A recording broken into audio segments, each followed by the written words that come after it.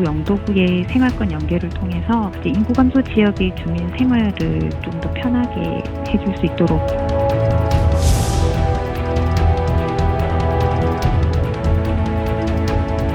구조가 자체의 변화가 있거나 아니면 새로운 구조를 만들지 않는 이상 그러한 재원 투자는 반짝이는 효과를 두던가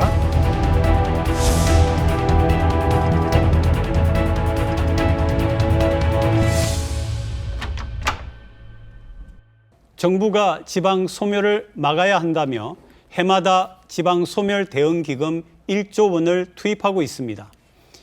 인구 소멸 위기에 놓인 전국 지자체에 예산을 나눠주는 시기인데요. 부산에는 동구, 서구, 영도구가 2년간 378억 원을 지원받습니다.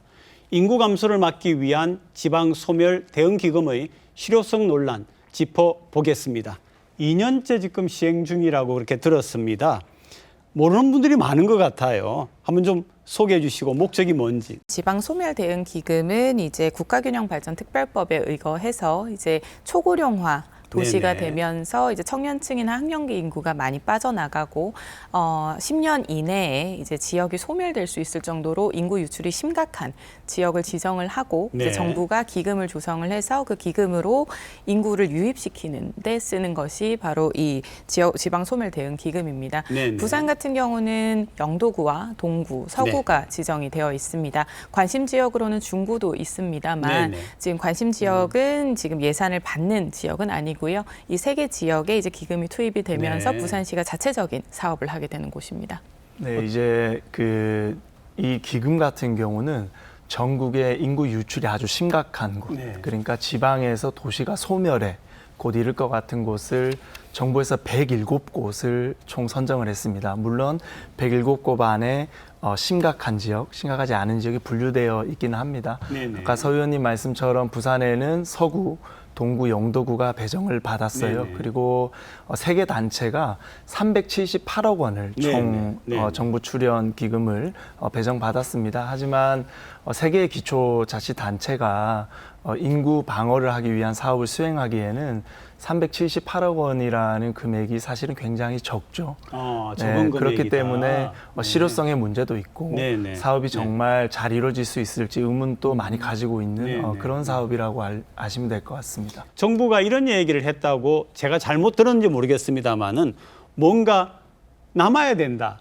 눈에 보이는 뭔가가 있어야 된다. 이렇게 하다 보니까 시설 위주로 갔다.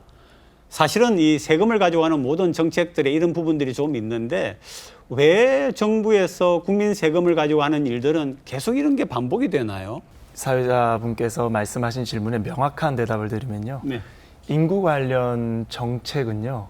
인구 전문가가 해야 됩니다. 네. 그런데 이 인구 관련 이런 기금이 내려왔는데 네. 그것들을 고민하고 시행하는 분들은 일반 행정직 공무원 분들이시죠. 그러네요. 아무래도 전문성이 없다 보니까 이제 공무원들이 할 수 있는 수준에서 이 행정이 이루어지는 겁니다. 네, 네, 네. 그렇기 때문에 우리가 정부에서 출연 기금만 줄 것이 아니고 전문가들의 자문을 통해서 네, 충분히 네. 연계해서 업무를 진행할 수 있도록 구청과 그리고 지방에 있는 대학들 간에 이런 소통도 활성화시켜주는 제도도 또 뒷받침되어야 될 것이다 생각합니다. 사실 일본 같은 경우는 2014년부터 총리 직속으로 이 인구 소멸에 대응을 했었습니다. 네. 기구를 만들고 이러한 비슷한 기금이 조금 네, 마련이 10년 되기도 전의 했습니다. 일인데, 그죠? 네. 네. 그럼에도 불구하고 21년도에 인구가 73만 명이 줄어버렸습니다. 일본에. 네. 네. 일본 같은 경우는 이민에 대해서도 굉장히 적극적임에도 불구하고 좀처럼 나아지지 않는 대응이 있습니다. 결과적으로는 통합적으로 네. 접근을 해야 되는 부분이기 때문에 정주 환경이나 교육 환경 그리고 복지까지 모든 것이 좀 통합적으로 가야 하기 때문에 시간과 기금이 충분히 필요할 것으로 보입니다. 네, 계속 원도심에 투자를 해야죠. 이게 통계라는 것은 거짓말을 하지 않습니다. 네. 지금 해운대는 38만 명이 거주하고 계시고요. 네.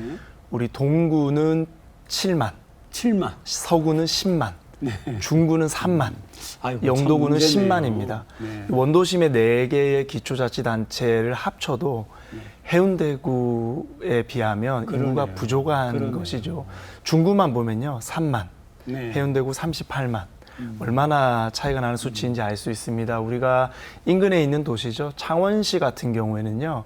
과거에 마산, 진해, 창원이 어려울 때 세 개의 기초자치단체가 통합을 합니다. 그래서 지금의 창원은 인구 100만이 거주하는 그리고 부동산과 경제가 호황인 도시가 됐죠.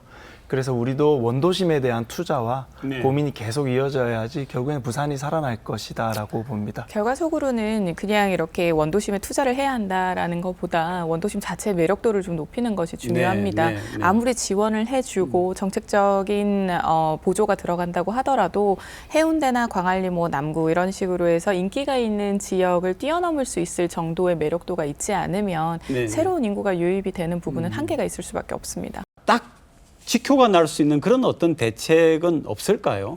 서울 같은 경우는 이제 힙지로라고 해서 을지로나 아니면 서촌이나 북촌 같은 경우는 이제 전통적인 모습과 조금 청년들이 유입이 되면서 현대화된 거리들이 조성이 되고 있습니다. 아, 힙지로. 네, 을지로를 요즘은 힙지로라고 힙하다의 하니까요. 힙지로. 네, 아, 예, 맞습니다. 예, 예.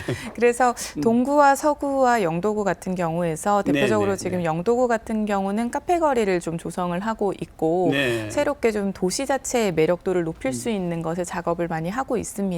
이뿐만 아니라 원도심 자체에 앞서 말씀드린 것처럼 결국은 복합적인 주거 네, 환경이 마련이 되고 일자리도 연결이 되어야 됩니다. 대기업만을 모두 유치하는 것은 무리가 있기 때문에 각각의 사양 산업에서 좀 배제되고 있는 부분들을 좀 더 특성화한다든지 하는 부분에 노력이 필요할 것으로 보입니다. 네, 저는 앞서 말씀드린 것처럼 아주 오래전에 그어졌던 행정구역을 한번 손봐야 될 때가 됐다라고 생각합니다. 아주 작은 인구를 우리 공무원분들과 우리 정치인들이 구역을 나눠서 이렇게 관리하고 또 구민들을 모시는 것은 네. 좀 비효율적인 것 같아요. 물론 인구 척도만이 또 행정구역을 나누는 유일한 기준은 아니지만 인구 척도가 매우 중요한 것은 사실이거든요. 그렇죠. 그렇기 때문에 사실은 원도심이 가지는 성질이나 네. 역사는 매우 동일합니다. 그렇기 네. 때문에 2017년도에 우리가 또 통합을 한번 시도를 했었기 때문에 그때 경험을 살려서 무리하지 않는 선에서 서서히 준비를 해보면 어떨까 이런 생각을 해봅니다.